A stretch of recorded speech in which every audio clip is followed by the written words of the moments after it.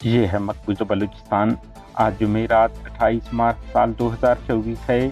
Balochistan today سے آج علاقائی خبروں کے ساتھ میں ہوں آپ کا میزبان الیاس بلوچ۔ کراچی 8 ماہ سے لاپتہ 2 نوجوانوں کی گولیوں سے چھلنی نعشیں برآمد۔ تربت ایئرپورٹ نیوی بیس پر حملہ کر کے 30 پاکستانی فوجیوں کو موت کے گھاٹ اتارنے والے 4 سرماچاروں کی نعشیں فورسز لواحقین کے حوالے نہیں کر رہے ہیں۔ لواحقین کا بیان۔ پشین لیویز رسالدار ہلاک، پنجگور مسلح افراد کے مابین فائرنگ، گوادر چیکنگ، ناکہ بندی، گھروں پر چھاپے۔ دکی پاکستانی فورسز اور مسلح افراد کے درمیان فائرنگ کا تبادلہ، نقصانات بارے معلومات نہیں مل سکے ہیں۔ وڈ میں فوج حالات خراب کرنا چاہتی ہے، 2 کارکنوں انور اور سلیم کا ایفسی ہاتھوں اغوا قابل مذمت ہے۔ بی این پی رہنماؤں کی پریس کانفرنس۔ مچھ سے رواں سال 2 فروری کو لاپتہ ہونے والے وہاب کرد بازیاب ہو گئے ہیں۔ سرگودا لاپتہ طالب علم خداداد کی بازیابی کے لیے احتجاج، 2 بلوچ طلباء گرفتار، پورے پنجاب میں احتجاج کریں گے، بلوچ اسٹوڈنٹ کونسل کا اعلان۔ Balochistan Liberation Front B L F کے ترجمان میجر کوہرام بلوچ نے جاری بیان میں کہا ہے کہ سرماچاروں نے کیس مند اور بال گتر گڈگی میں قابض پاکستانی فوج کے کیمپ اور چوکیوں پر حملہ کر کے 2 اہلکار ہلاک کر دیے ہیں۔ Noshi Baloch Liberation Army B L A کے ترجمان آزاد بلوچ نے جاری بیان میں کہا ہے کہ ہمارے سرماچاروں نے گزشتہ روز پاکستانی خفیہ ادارے انٹر سروسز انٹیلیجنس کے ہیڈ کوارٹر پر راکٹوں سے حملہ کر دیا۔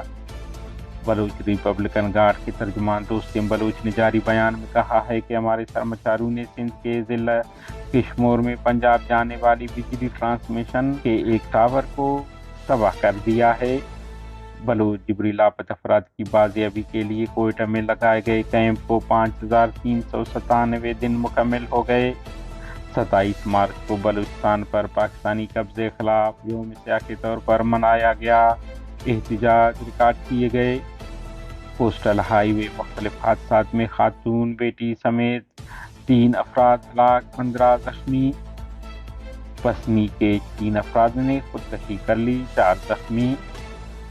کراچی منگو پیر نادرن بائی پاس چلغزی گھٹ مدنیہ کے قریب 20 سالہ شعیب باکسر اور 25 سالہ شاہ زمان نامی 2 بلوچ نوجوانوں کی گولیوں سے چھلنی نعشیں برآمد ہوئے ہیں۔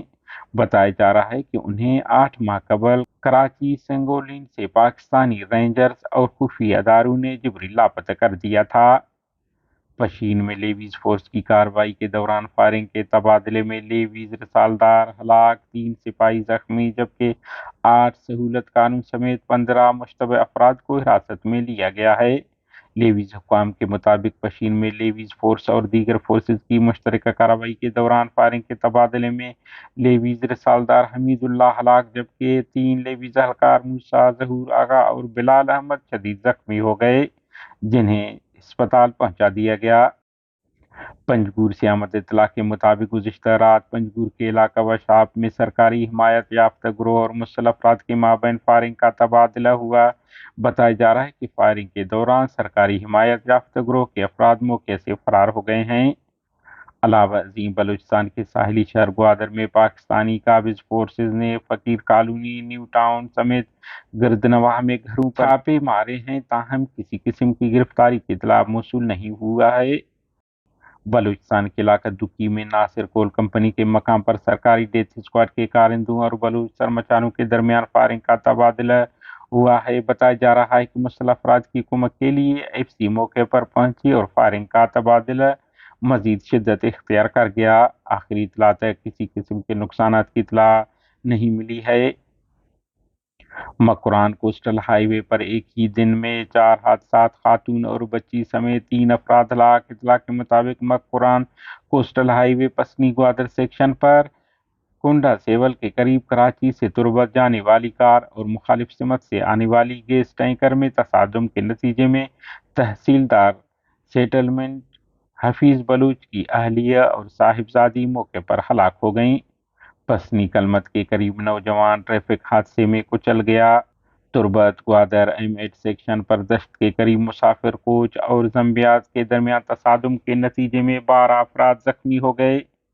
پسنی کے علاقہ وارڈ نمبر 7 کے رہائشی 17 سالہ راجہ ولد گوہر نامی نوجوان تربت ڈسٹرکٹ جیل تربت میں بلیدہ میناز کے رہائشی جہاں زیب رضا، جبکہ میناز بلیدہ میں محمد نور ولد حاجی زرعی نامی شخص نے گلے میں پھندا ڈال کر خودکشی کر لی ہے۔